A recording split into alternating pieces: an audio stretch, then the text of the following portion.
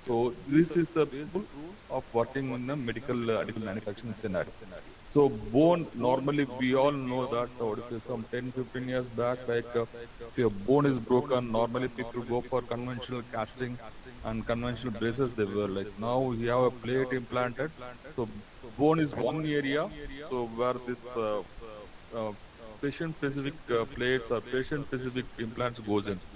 Normally, it's just an example, and teeth is most widely used. I would say nowadays, your crowns, your bridges, and other anything you talk about in dental area, it's all 3D printed, and including your aligners. I would say aligners to bring back your teeth into place. So, these are all 3D printer. And vascular is a tricky subject. And anything you talk about vascular basically means tissues.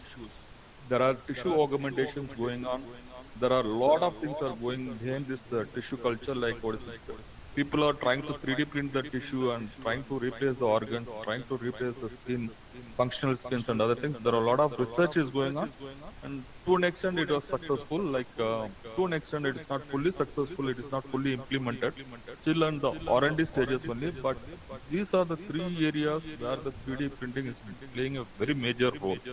So any person who wants to get into this field or get what is it, do something on this field, you have to remember these are the three major areas where we can go. So I'm on to my next slide.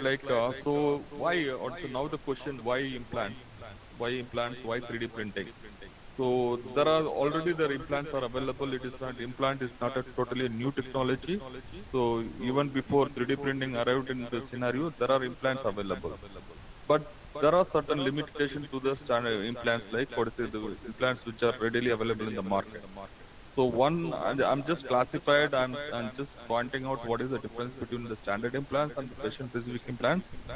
In standard implant, it is one fit for all.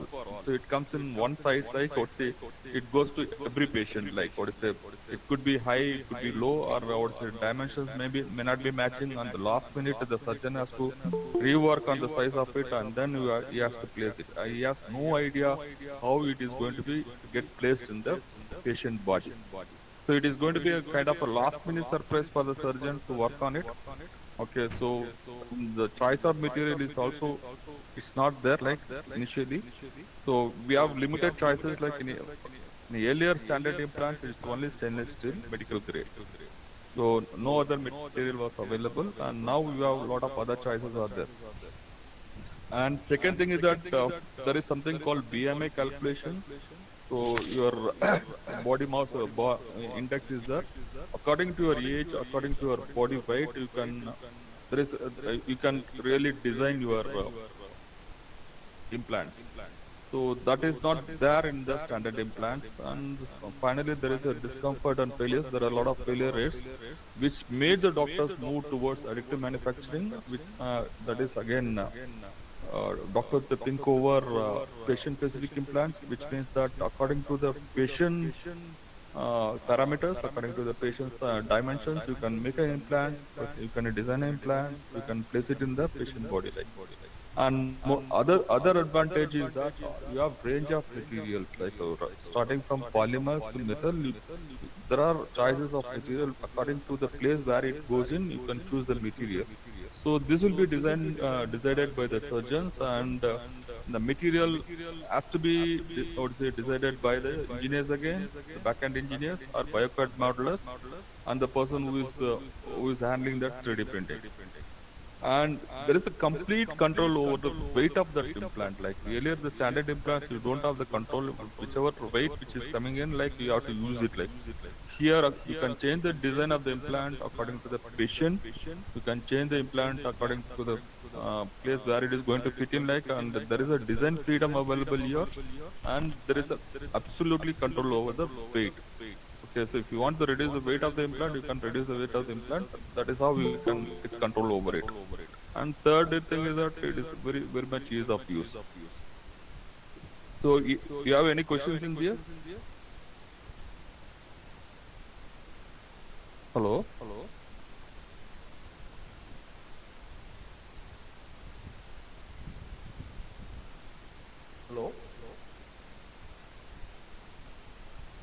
Hello.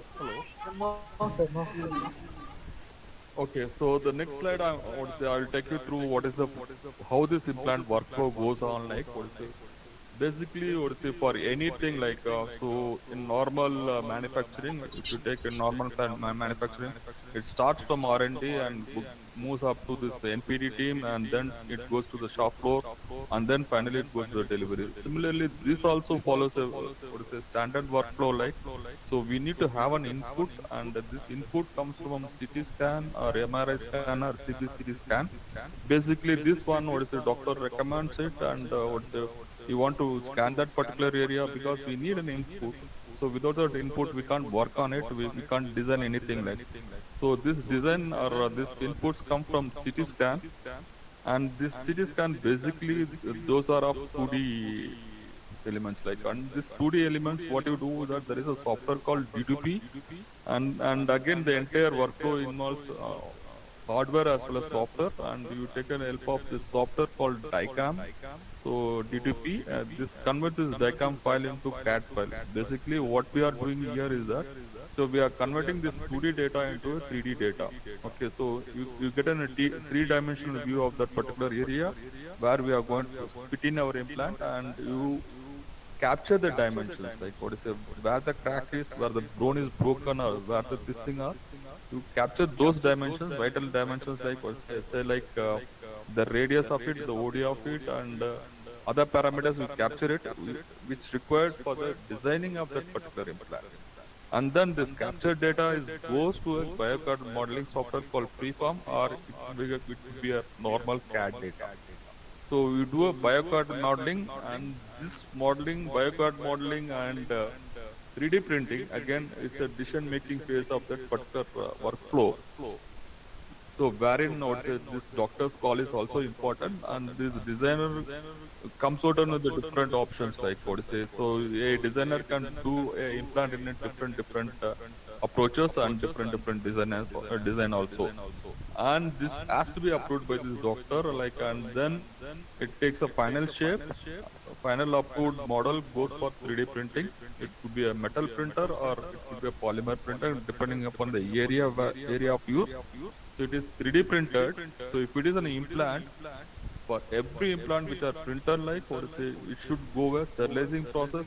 We call it as an autoclaving, but it is just to remove the contamination out of this implants, and then finally it is delivered to the doctor. This is how the normally in the natural workflow of implant design and delivery. And mostly what to say, these are the areas like mostly this implant goes in three major areas. One is the osseo association, like what to say, it get associated with the bone, and it is fastened by bolt and nut or something like that, or it is superseded. It goes as a cap, or it goes as an enclosure, or it could be an stimulator kind of thing. Your pacemaker, your what is it, electrical impulse maker, which are fitted in your brain. This and all, what to say, these are the major three categories where this 3D printer or custom made implants goes in. This is the natural workflow of the implant process. Like.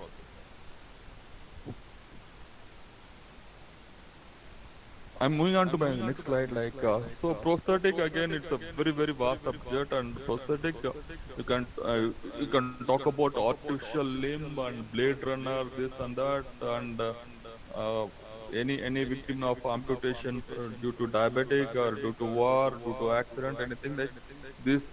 Limbs, artificial limbs, is a major player in prosthetic, and you can make that as a custom made. And this again requires an engineer's effort.